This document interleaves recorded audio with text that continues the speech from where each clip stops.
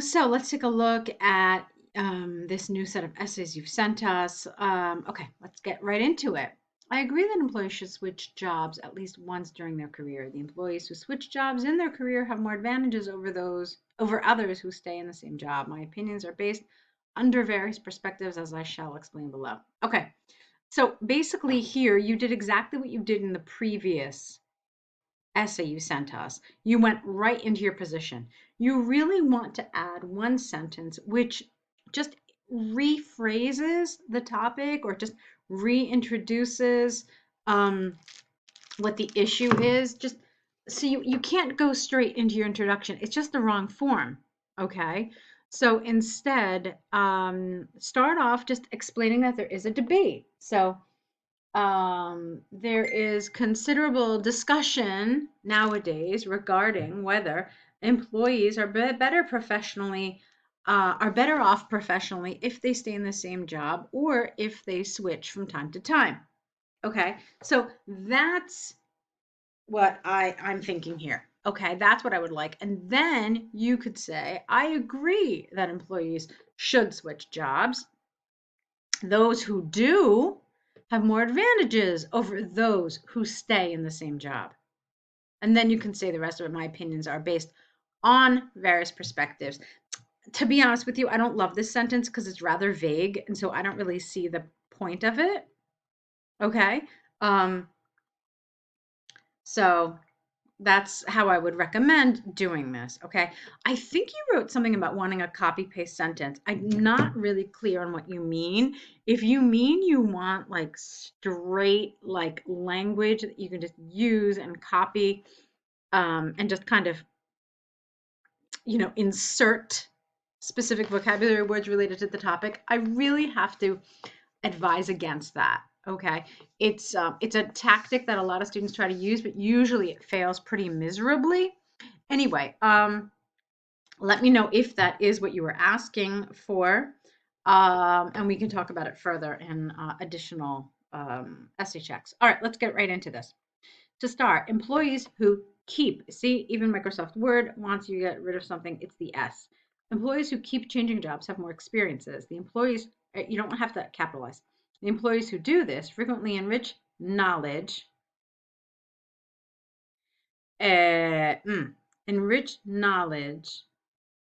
All right, one more time. The employees who do this frequently enrich knowledge of adapting any working environment. I think I know what you're trying to say, but this is really awkward. Let's see. All right, why don't we do this? The employees who do this are more easily able to adapt to any working environment, learn new routines, and gain new office dynamic. No, that's awkward. It doesn't mean anything really in English. What does it mean to gain a new office dynamic interaction? It doesn't mean anything. So I would change that. Okay. You're basically trying to say that they're more flexible and they're more you're trying to say that these employees, because they switch jobs, they are more easily adaptable to new environments. That's really what you're trying to say. They are pushed to make themselves fit into various office situations. Other employees who stay in the same job are often associated with rigid people who do not like dynamic environments. S. Thus, it may be seen,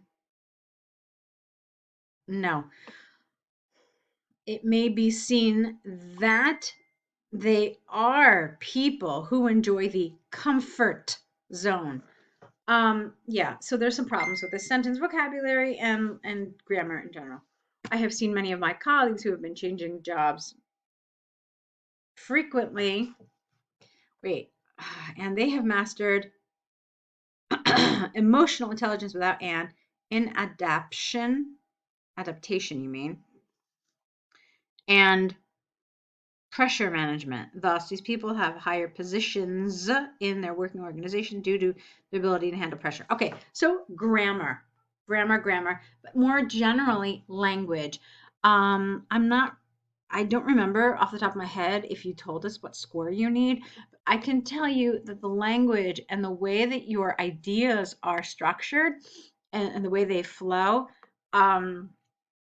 it's pretty intermediate level. So I feel like some of your paragraphs are kind of like a stream of consciousness. There's not the right structure that makes us feel like this is a really cohesive paragraph. So, like I said, language is one thing. You've got some awkward vocabulary, there's some grammar that needs a lot of work.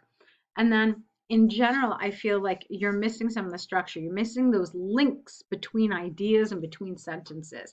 Now, that doesn't mean that I want linking words. I want these sentences to feel like they create a chain, and I'm not getting that here. Okay. Um, so let's see.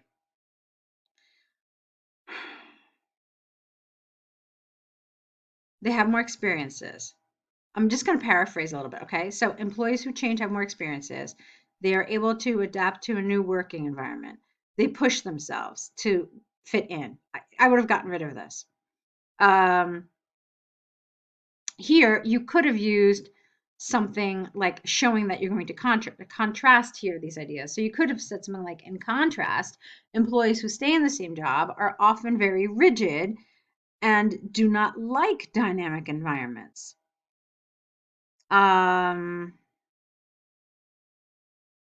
They are often considered people who enjoy the comfort zone. Okay, and then you have to tell us why that's bad. All right, and then look at this. Here, then you go back to the idea of people who switch jobs. Okay. And they have mastered in emotional intelligence, in adaptation. So I kind of feel like you're just flip-flopping and there's really no progression of ideas. Take a look at coherence and cohesion. It talks about a clear progression of your ideas, and I'm not seeing that here. It feels like you just kind of came up with ideas and yeah, they were relevant, but they didn't really flow together in a natural way. So I would have done this differently. I would have taken this whole thing about your colleagues and I would have put it back here. And then I would have maybe included this if you want it, but then say, in contrast, those who do stay in the same jobs are typically more rigid. They are less able to adapt to new environments and considered people who like to remain in the comfort zone. These are not qualities that employers value. Okay, so you could have said something like that. And then you could have said, therefore, switching jobs more often leads to better employability and higher emotional intelligence. Okay, so then you could have wrapped it all up like that. So those are my suggestions, switching around some of these sentences. But again, the grammar and the vocabulary needs to be worked on as well. All right, so let's move on to the next paragraph. Furthermore, employees could obtain new skills and practical knowledge by changing jobs. I have learned the lobbying skill when I switched jobs from the legal area to public policy area. Before I switched, I mastered the basic legal traits such as drafting agreements, filling court submissions, or writing a legal opinion. Then I switched jobs as no. Then I switched jobs to become a public policy consultant and learned new skill sets, 2 words, like mapping stakeholders, lobbying, arranging public opinion, and strategizing policy initiatives.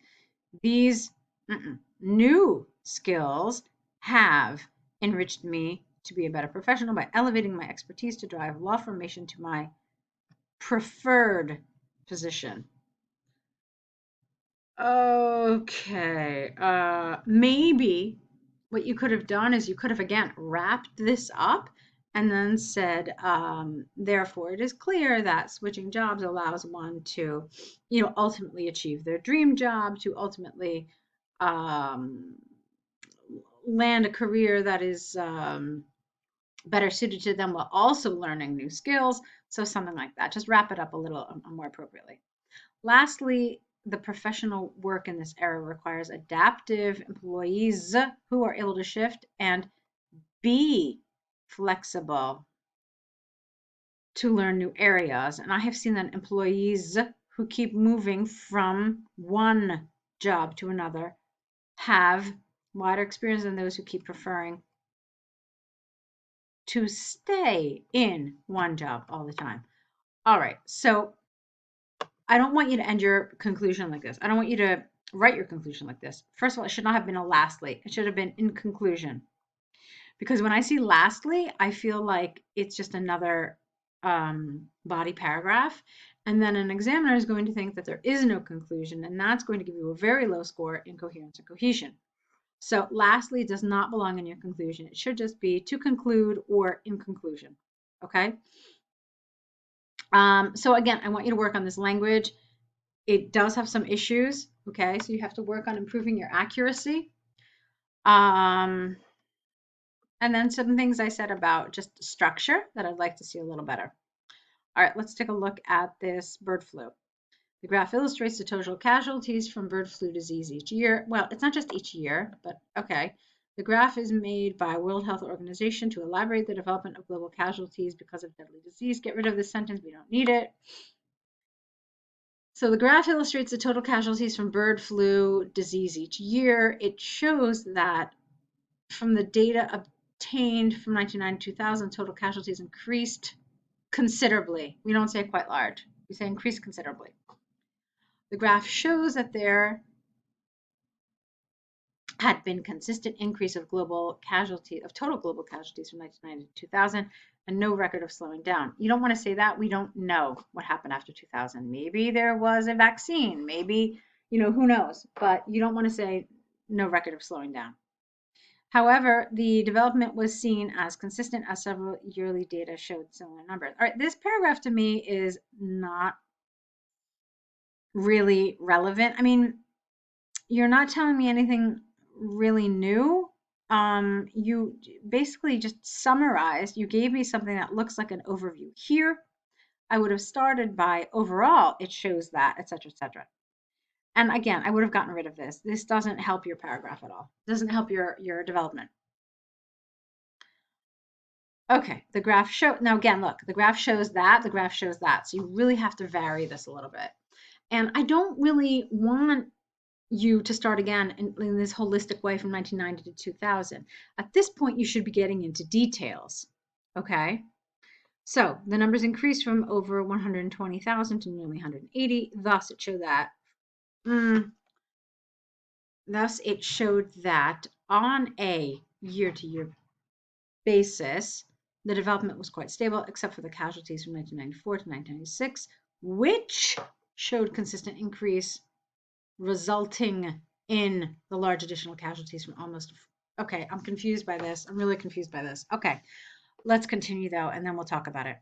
It also shows that between 1997 to 2000, the development was stable with an average number of almost 180,000. It was most consistent development compared to 1990 to 1991 with more than this. Okay, so basically what I want to do is I really want to talk to you about how to do this.